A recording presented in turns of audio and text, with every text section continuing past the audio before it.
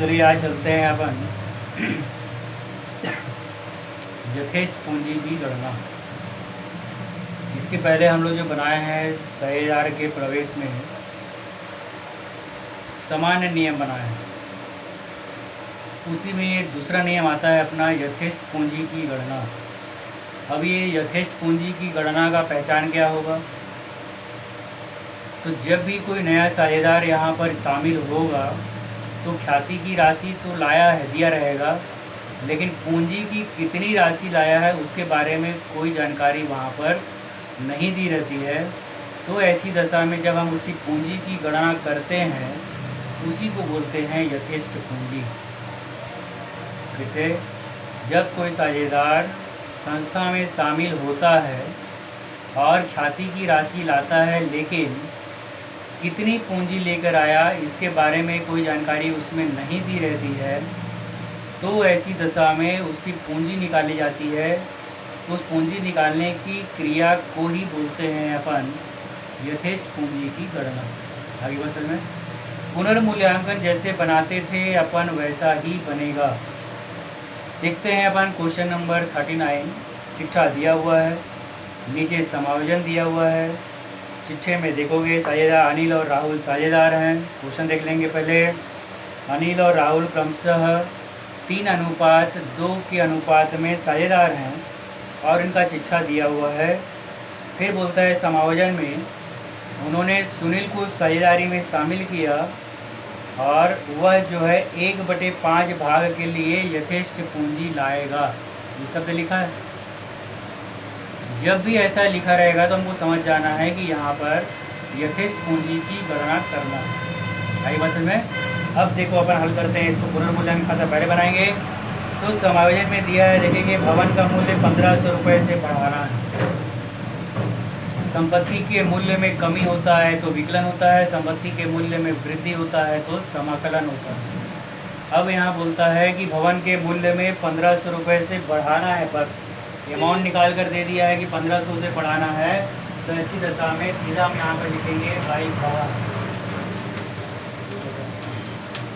और कितने से बढ़ाना है? 1500 से। भवन का मूल्य बढ़ाना है कितने से? 1500 से। फिर दिया है उसी में यंत्र का मूल्य 1000 रुपये से घटाना है। यंत्र भी संपत्ति है और यहाँ पर संपत्ति के मूल्य में क्या हो रहा है? कमी। तब लिखेंगे अपन यहाँ पर टू यंत्र 1000, इतना काम कर देंगे। फिर बोला है देखो उसी में ख्याति के लिए सुनील 2000 रुपये नगद लाएगा। ख्याति का लेखा पुनर्मूल्यांकन खाते में नहीं होता है। सुनील लाभ में 1/5 भाग प्राप्त करने के लिए यथेष्ट पूंजी देगा। यथेष्ट पूंजी का लेखा पूंजी खाते में होता है। गणना करने के बाद यहाँ पर उसका कोई भी लेखा नहीं होगा। पुनर्मूल्यांकन खाता और पूंजी खाता बनाइए बोला है। तब हमारे पुनर्मूल्यांकन खाते में केवल 2 ही मद है, 1000 इधर है, उधर 1500। समाकलन का योग अधिक है, समाकलन में से विकलन को घटाएंगे तो ये हमारा जो अंतर निकलेगा वो कहलाता है, मालूम है आप सभी को, लाभ हानि। 1500 में से 1000 किया तो ये लाभ हानि कितना आ जाएगा? यहाँ पर 500। कितना आ जाएगा लाभ हानि? 500। और इसके बाद जो अनुपात दिया हुआ है अनिल और राहुल 3:2। अनिल और राहुल, तब यहाँ लिखेंगे अपन अनिल और राहुल 3:2 में बांट देंगे इसको अपन। तो 500 गुणी 3/5 यानी 300 और 200 रुपये बटेगा और योग लगा देंगे, कितना आ जाएगा ये? 1500।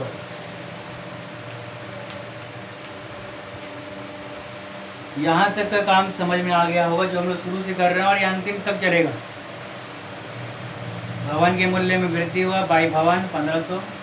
यंत्र के मूल्य में 1000 रुपये से कमी हुआ, टू यंत्र 1000। और कोई मद नहीं था यहाँ पर।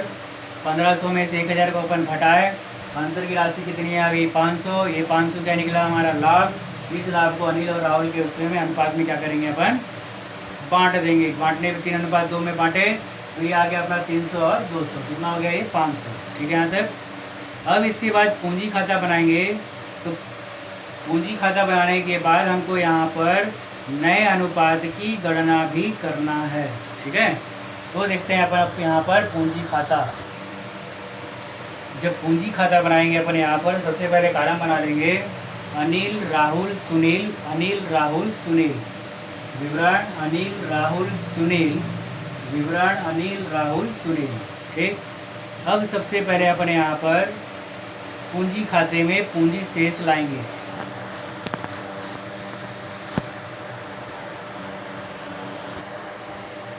पूंजी खाते में सबसे पहले अपन यहाँ पर पूंजी शेष लाएंगे।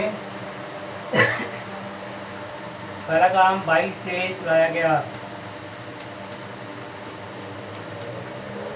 22 शेष लाया गया लिखेंगे। शेष लाने के बाद देखो यहाँ पर अनिल और राहुल का पूंजी दिया हुआ है 8000 और 3500। अनिल 8000, राहुल 3500।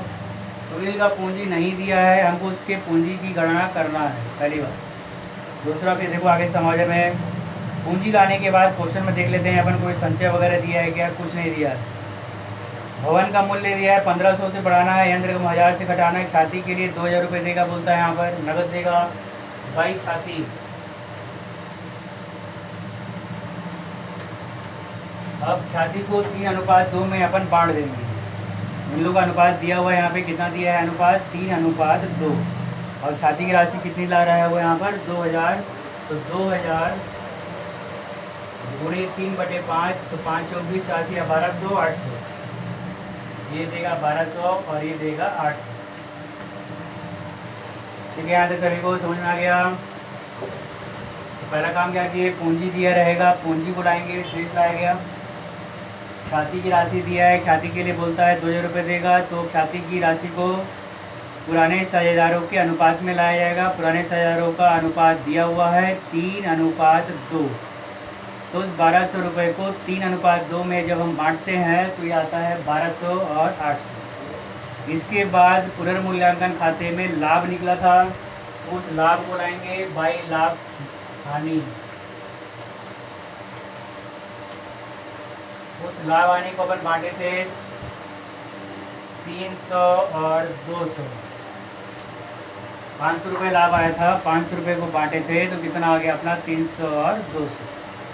ये पूरा बांटने के बाद इतना काम कर लेना है, और कुछ हमारे पास अब बांटने के लिए नहीं है, तो इसके बाद नीचे लिखेंगे अपन यहाँ पर, नीचे में करना है, ध्यान रखना, नीचे नए अनुपात की गणना।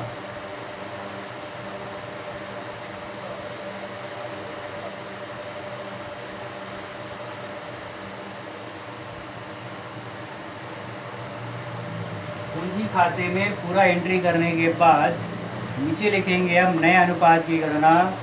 अनिल और राहुल का अनुपात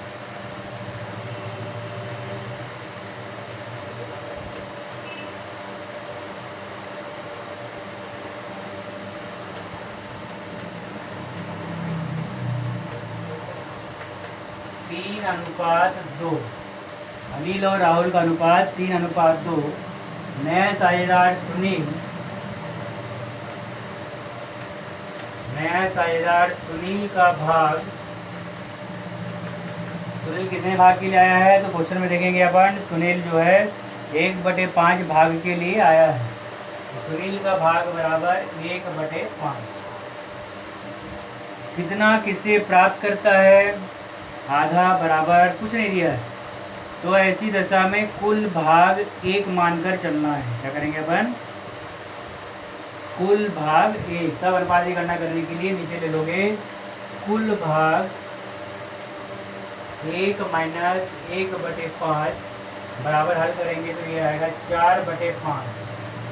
कुल भाग 1 माइनस 1/5 हल करेंगे तो कितना आएगा, ये 4/5। 5 एकम 5 और 5 में गया 4/5। इतना हल करने के बाद अब पुराने अनुपात में क्या करते जाएंगे अपन, इसको यहाँ पर गुणा करते जाएंगे। यहाँ से बात समझ में आ गया। पूंजी खाता में एंट्री करने के बाद काम वहीं बंद कर देना है, छोड़ देना है, आगे काम अनुपात निकालने के बाद होगा। नीचे हेडिंग दोगे नए अनुपात की गणना, और नए अनुपात की गणना हेडिंग देने के बाद अनिल सुनील राहुल का अनुपात दिया हुआ है 3:2। सुनील का भाग दिया हुआ है 1/5। कुल भाग कोई कुछ नियम नहीं दिया हुआ है, तो कुल भाग मान लिया जाएगा 1, तो 1-1/5 बराबर कितना हो गया, ये 4/5। ठीक,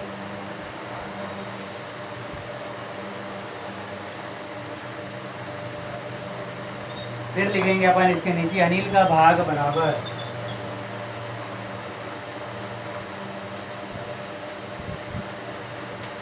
तो अनिल का भाग कितना था अपने पास, 3/5। 3/5 का 4/5। राहुल का भाग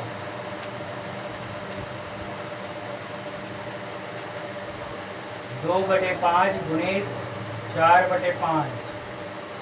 और सुनील का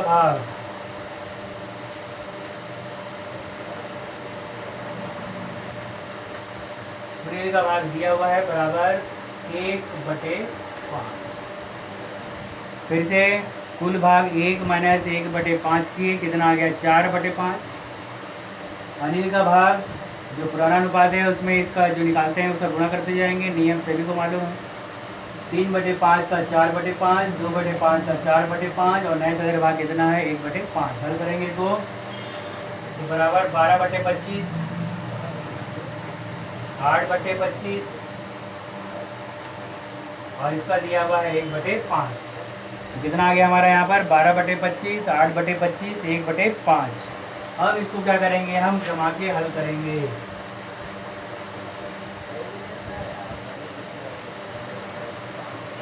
तब लिखेंगे अपन यहाँ पर 12/25 अनुपात 8/25 अनुपात 1/5।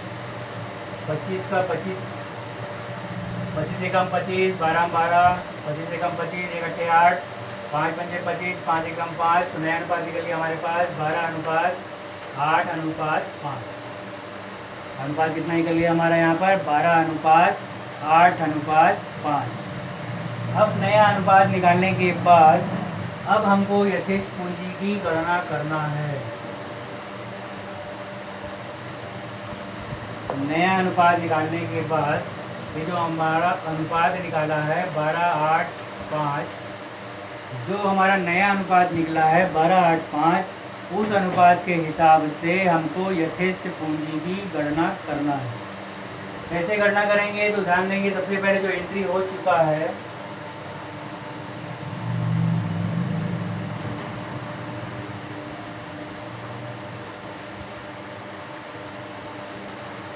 अनिल और राहुल के पूंजी का योग लगाएंगे। क्या करेंगे, अनिल और राहुल के पूंजी का योग लगाएंगे। इसका योग लगाते हैं तो कितना हो गया, 8,000, 1,000, 9,200 और 300, 9,500। इसका योग लगाते हैं अपन तो 3,500, 500, 4,300 और 200, 4,500। दोनों का यहीं पे ध्यान देना है, दोनों का योग लगाने के बाद दोनों के योग को जोड़ देना है। तो दोनों का योग को जोड़ देंगे अपन, 9,500 प्लस 4,500 गुणित नए साझेदार का भाग अनुपात कितना, 5 बटे पुराने साझेदार के अनुपात का योग 12 और 8। इस सूत्र को अपने दिमाग में रखना है। फिर से पहले अनिल और राहुल जो पुराने साझेदार हैं उसके पूंजी खाते में जितना भी एंट्री हुआ है सबको जोड़ देंगे। जोड़ने के बाद जो योग आया है दोनों का योग लगा देंगे। दोनों का योग यानी 9,500 प्लस 4,500। योग लगाने के बाद जो नया अनुपात निकाले हैं उसमें नए साझेदार का भाग का गुणा, नए साझेदार भाग कितना है, 5। तो पुराने साझेदारों के पूंजी का योग गुणित नए साझेदार का अनुपात 5 बटे पुराने साझेदार के अनुपात का योग 12 और 8 20। ठीक है, अब इसको जोड़ते हैं, कितना हो गया, 9,500 और 500 10,400।